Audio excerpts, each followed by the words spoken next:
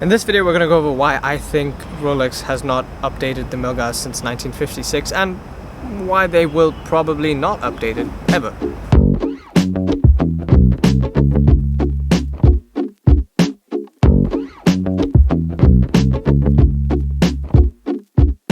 I think Rolex considers the Milgauss to be its imagination of what a scientist is and what a scientist would like to wear in a laboratory and consequently on a night out, because that is important to science. Rolex wants the general public to believe in their dedication towards science in producing this particular watch directed towards honoring science. Superficially speaking, it's a scientist's watch.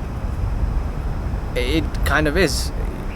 Milgauss, 1000 Gauss. The name itself is a very scientific name.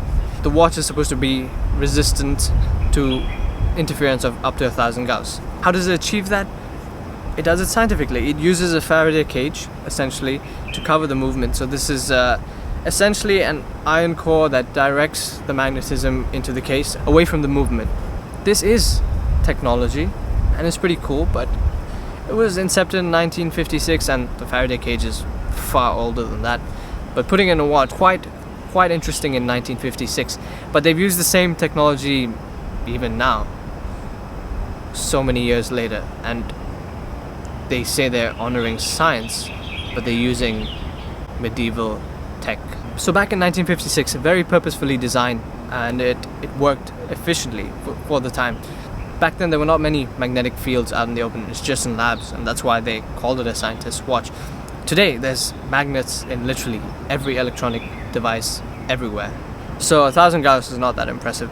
Neodymium magnets, you've probably heard of those tiny magnets, they can easily cross 1000 Gauss. What really doesn't make sense is why they still have a Milgauss and not more. They could quite easily have a watch like Omega with all their 8000 series movements, which can withstand up to 15,000 Gauss, and they don't even use a Faraday cage, they just use non-ferrous materials in their movement construction.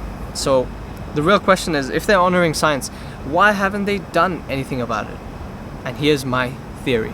The reason Rolex has never bothered with updating the Milgauss is Rolex understood early on, from 1956 when they launched the watch, that, well, the watch was launched with the forefront of science in their mind.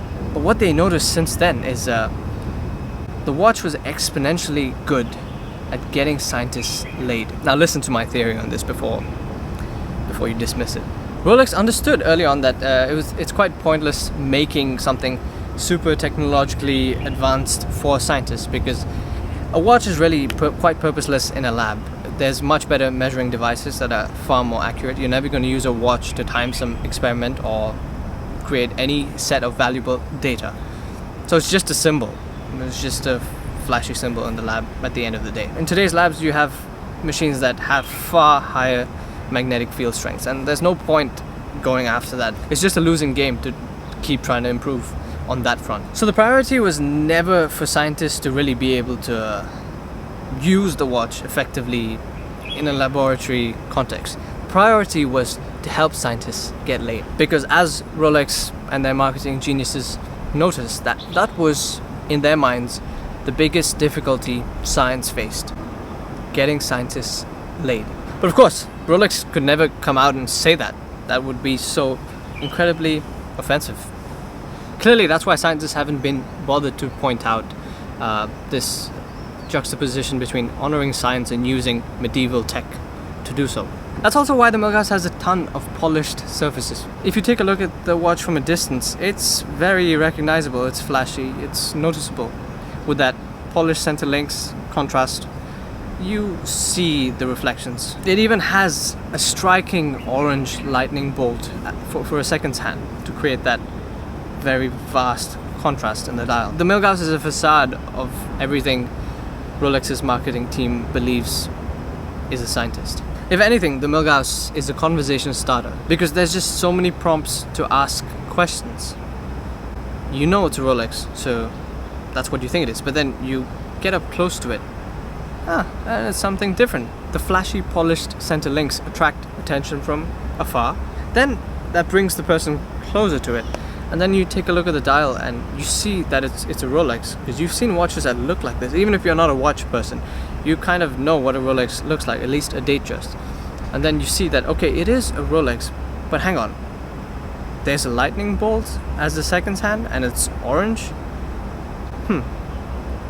That's interesting. Even if you're not a watch person, that's a prompt to ask a question. And the person wearing a Milgauss, a scientist, most certainly wants to talk about something very precise and technical, something that they have passion in, something in their field of interest perhaps, and they definitely would appreciate these kind of questions. Why does it have a lightning bolt? Oh, this is a Milgauss. Let me talk to you about what a Gauss is, and then let me tell you how this uses a Faraday cage. There's just so many things to start with, especially if you're a scientist.